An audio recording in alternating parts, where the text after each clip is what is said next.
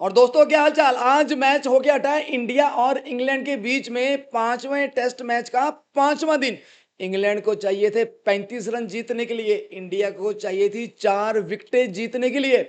और भाई साहब कमाल हो गया, इंडिया ने ये मैच जीतकर सीरीज कर दी है 2-2 पे लेवल। तो इस मैच के बारे में अगर मैं आपसे बात करूं तो सबसे पहले आप मेरी वीडियो को करो पॉज और अपने अपने आसपास के गवांडियों से मिलो, नेबरर्स को मिलो, अपने दोस्तों को फोन करो, अपने रिलेटिव्स को फोन करो कि सब ठीक है, किसी को हार्ट अटैक तो नहीं आया। भाई साहब मैंने तो आज जब मैच देख रहा था मुझे फुल लग रहा था कि भाई मुझे हार्ट अटैक आने वाला है, दिल की धड़कनें मेरी तेज हो चुकी थी। डॉक्टर को फोन किया मैंने, अपने फैमिली डॉक्टर को, उसको मैंने बोला कि भाई डॉक्टर साहब मेरी दिल की धड़कनें बहुत तेज हो चुकी हैं, कहीं मुझे हार्ट अटैक तो नहीं आने वाला। तो डॉक्टर कहता भाई साहब ये चक्कर क्या है, तुम्हारे फोन आने से पहले कम से कम मुझे 50 बंदे और फोन कर चुके हैं और सबने यही शिकायत रखी कि उनकी दिल की धड़कनें तेज हो चुकी है। तो मैंने सबसे पूछा कि आपने क्या खाया था, क्या पिया था, कुछ गलत खा पे तो नहीं लिया।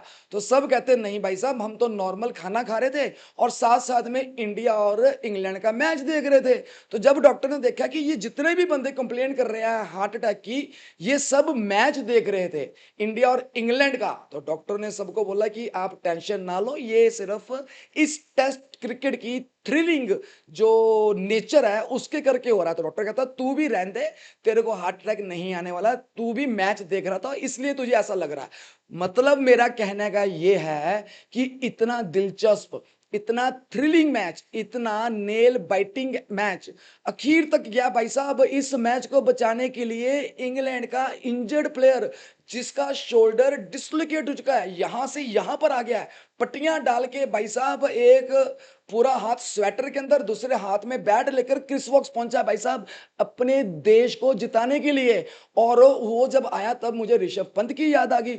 चौथे टेस्ट मैच में ऋषभ ऋषभ पंत भी तो टूटे हुए पैर से बैटिंग करने आया था और उसने हाफ सेंचुरी मारी थी। तो मेरा कहने का मतलब ये है कि भाई कौन कहता है कि टेस्ट क्रिकेट का रोमांच खत्म हो चुका है, कौन कहता है कि टेस्ट क्रिकेट से खत्म हो गया है, कौन कहता है कि यंग जनरेशन सिर्फ 2020 और वनडे ही देखती है, टेस्ट मैच नहीं देखती। भाई मेरे घर में एक 11 साल का बच्चा है और एक घर में 17 साल का बच्चा है और उन्होंने टक टकी लगा के एक एक गेंद देखी है भाई साहब, कल की भी और आज की भी। क्यों मजा आ रहा था भाई साहब, क्या जज्बा दिखाया इंडिया और इंग्लैंड ने। और देखो कुदरत का करिश्मा, दोनों को 2-2 पे लेवल पे खड़ा कर दिया। देखो कोई भी टीम मेरे हिसाब से ना कोई बेहतर थी ना ही कोई टीम किसी टीम से कम थी। दोनों टीमों ने, चाहे इंडिया हो चाहे इंग्लैंड हो, दोनों टीमों ने भाई साहब अपनी जान फूंक दी इस टेस्ट सीरीज के अंदर। 5 मैचेस हुए इस टेस्ट सीरीज के अंदर और 5 के 5 मैचेस 5वें दिन तक गए हैं।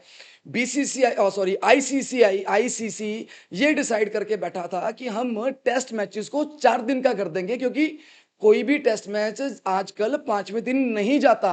तो भाई साहब अब आईसीसी क्या करेगा, ये तो 5 के 5 टेस्ट मैच 5वें दिन जा चुके हैं। नहीं भाई साहब, कॉम्पिटिटिवनेस होनी चाहिए। टीम्स अगर जज्बे के साथ खेलेगी, अपना दिल अपनी जान पूरी की पूरी मैच में लगा देगी, भाई साहब 5वें दिन तक तो मैच जाएगा ही जाएगा। और चौथे मैच को तो देख लो, उसमें तो इंडिया के अभी 4 आउट हुए थे और इंग्लैंड ने पूरी बैटिंग करनी थी जो ड्रॉ हुआ है।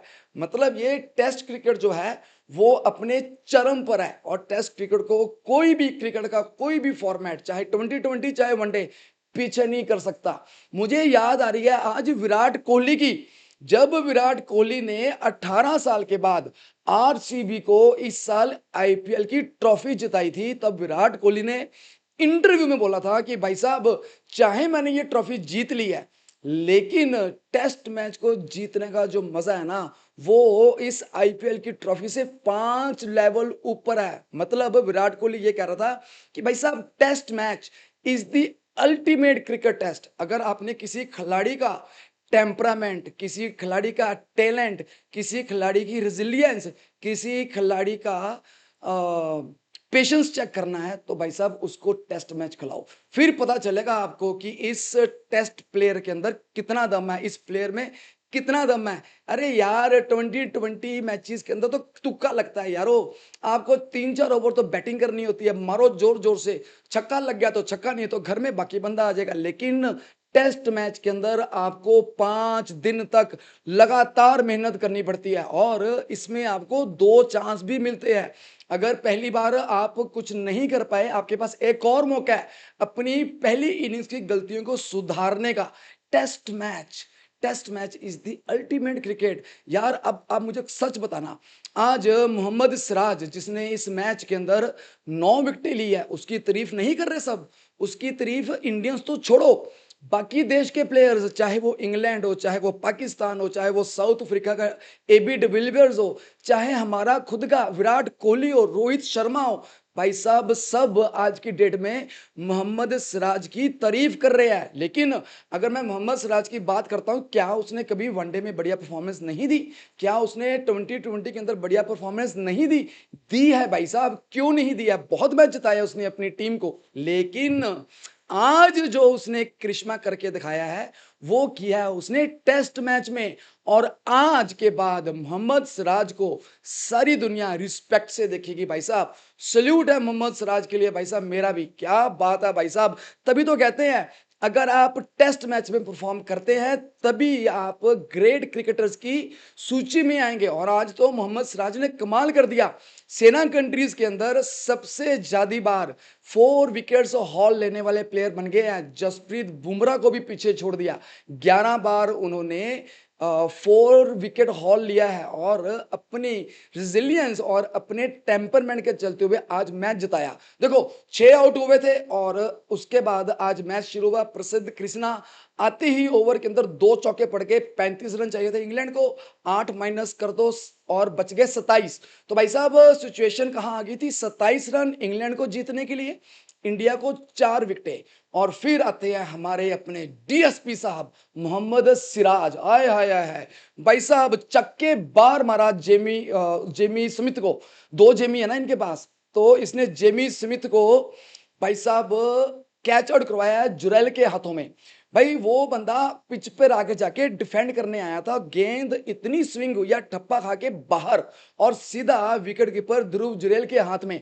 आपको मैं एक चीज और बता देना चाहता हूं, आज के मैच के अंदर रात को हैवी रोलर्स यूज किए गए थे और ड्यूक बॉल यूज होती है। तो जिसको इस टेक्निकल चीज का नहीं पता तो मैं बता देता हूं कि जब हैवी रोलर्स के ऊपर ड्यूक बॉल को इस्तेमाल किया जाता है तो गेंद को मूवमेंट ज्यादा नहीं मिलती और बैटिंग हो जाती है आसान। लेकिन क्या आप अपने दिल पे हाथ रख के बताओ, जिस तरह से सिराज और प्रसिद्ध कृष्णा आज बॉलिंग कर रहा था, तो क्या आपको एक बार भी ऐसा लगा था कि भाई इस पिच के ऊपर हैवी रोलर्स डले हैं? नहीं। जो रूट का रात को इंटरव्यू आया था, उसने कहा था कि भाई दिन में हैवी रोलर यूज किए जाएंगे पिच के अंदर और हमारे बैट्समैन बड़े ही प्यार से बचे हुए 35 रन बना लेंगे। और भाई साहब 8 रन तो बन भी गए थे 2 चौकों के साथ, चाहे वो एज लग के थर्ड मैन की तरफ गए हो। लेकिन उसके बाद जिस तरह से गेंद को स्विंग कराया है सिराज ने, सल्यूट है भाई साहब। और यहां पर मैं कैप्टन गिल की भी तारीफ करना चाहूंगा।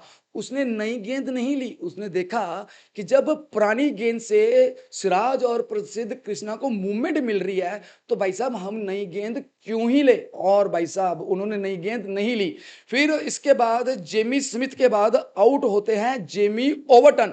जेमी ओवरटन को मोहम्मद सिराज करता है एलबीडब्ल्यू और वो रिव्यू लेते हैं, लेकिन अंपायर्स कॉल के करके विकेट मिल जाती है हमें। फिर प्रसिद्ध कृष्णा फॉर्म पे आता है, जॉश टंग को क्लीन बोल्ड करता है भाई साहब, जबरदस्त। जॉश टंग ना 12 बॉलें खेल चुका था, आराम से खेल रहा था।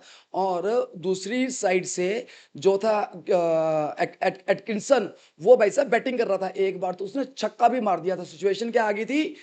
11 रन चाहिए थे इंग्लैंड को जीतने के लिए और विकेट बची थी 1। अच्छा हुआ क्या, जब इनके हुए 9 आउट, तो मतलब जब टंग टंग भी गया और ओवरटर्न भी गया तो मुझे लगा तो हम जीत गए।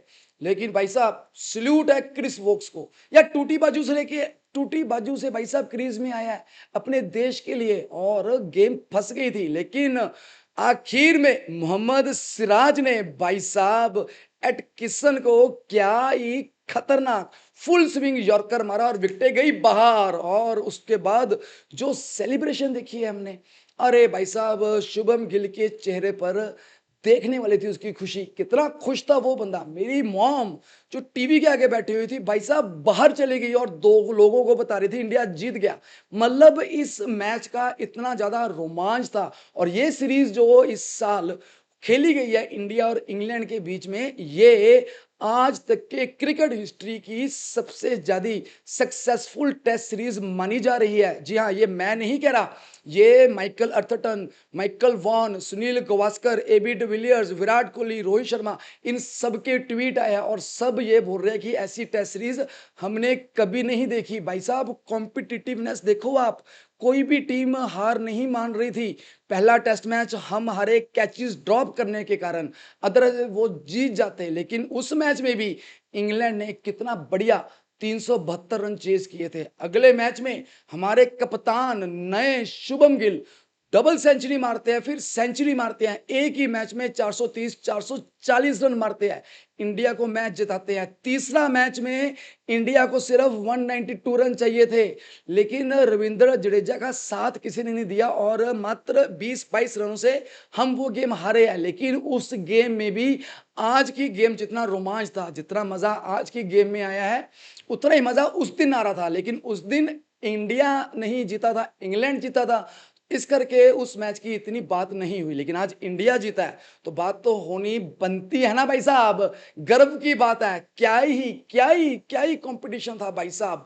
ऐसा मैच बार बार देखने को नहीं मिलता। और मैं तो यही दुआ करूंगा कि भाई टेस्ट मैचेस की सीरीज ऐसी ही होती रहे, हर एक टीम इतनी ही जज्बे के साथ खेले जैसे इंडिया और इंग्लैंड ने खेला है। वो देखा आपने बेन स्टोक्स ने इंटरव्यू में क्या बोला?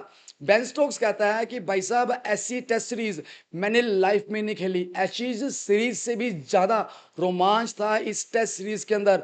कितने प्यार से दोनों कप्तान शुभम गिल और बेन स्टोक्स ने हाथ मिलाया और एक दूसरे को अप्रिशिएट किया और दोनों दूसरी टीम्स के प्लेयर्स के जज्बे की तारीफ कर रहे थे। व्हाट अ गेम यार, what a game.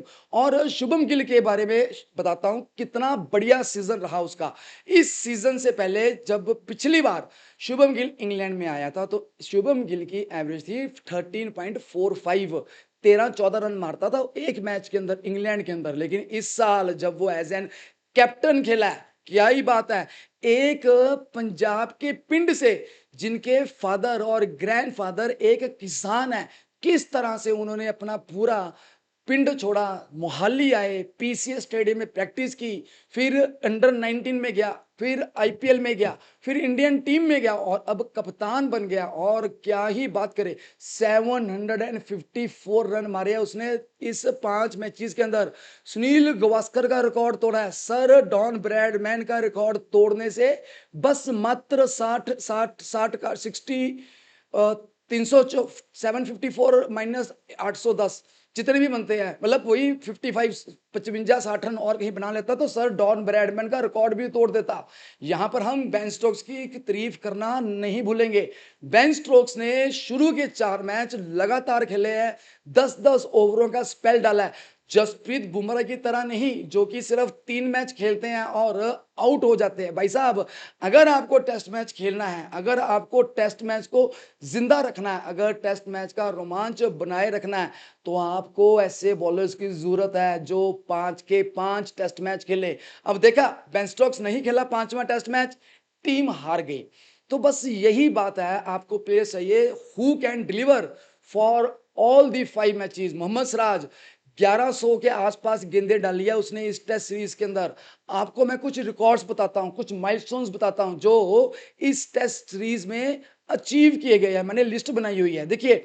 Shubham Gill 754 run, the highest in any India England test series, breaking Graham Gooch का 35 साल पुराना रिकॉर्ड तोड़ा है, जब ग्राम गूच ने मारे थे 752 रन इंडिया के एक टेस्ट सीरीज के अंदर सन 1990 के अंदर। तो एक ये रिकॉर्ड टूटा।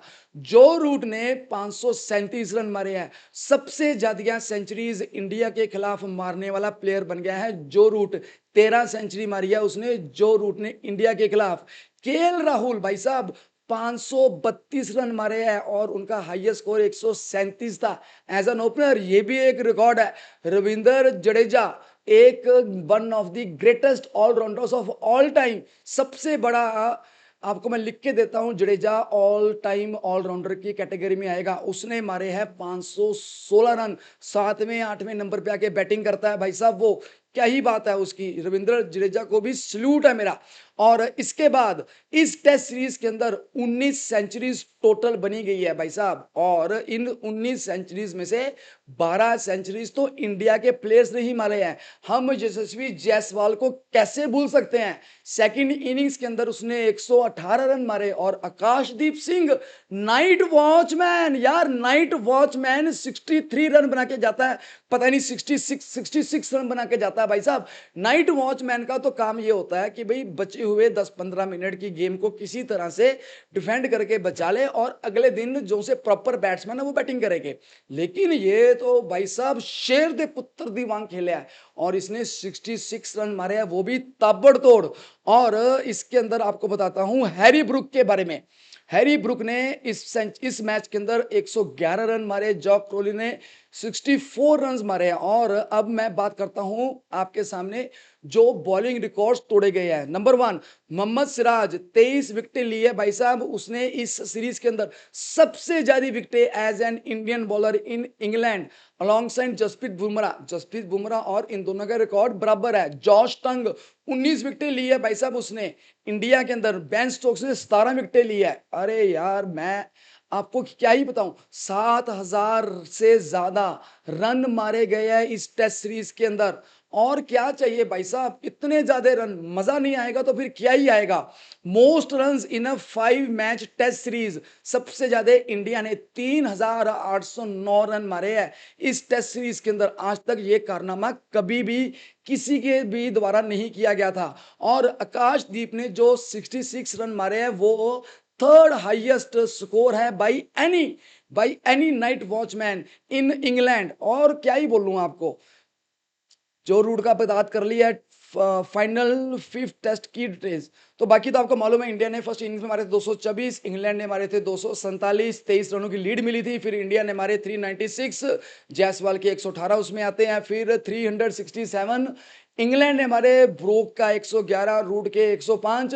हैरी ब्रोक का इंटरव्यू आया, वो कह रहा है मैं इतना ज्यादा रिग्रेट कर रहा हूं कि मैंने वो शॉट मारा ही तो मारा ही क्यों। कहता मुझे बिल्कुल उम्मीद नहीं थी कि इंग्लैंड हार जाएगा, एक विनिंग पोजीशन से क्यों हारा। सलाम है हमारे मोहम्मद सिराज को, मोहम्मद सिराज के गट्सी स्पेल्स के कारण इंडिया जीता है भाई साहब। तो वो लोग जो कहते हैं कि टेस्ट मैच में मजा नहीं आता, प्लीज एक बार इस टेस्ट मैच की हाइलाइट्स देख लेना जिन्होंने इस टेस्ट मैच को नहीं देखा, या फिर मेरी लाइव वीडियो देख लीजिएगा। पिछली वीडियो मैंने जो डाली है आखिरी के 1 घंटे की, जरा उसको देखना तो सही। उसमें जो रोमांच है, जो मजा है, आप भाई साहब मिस कर चुके हैं।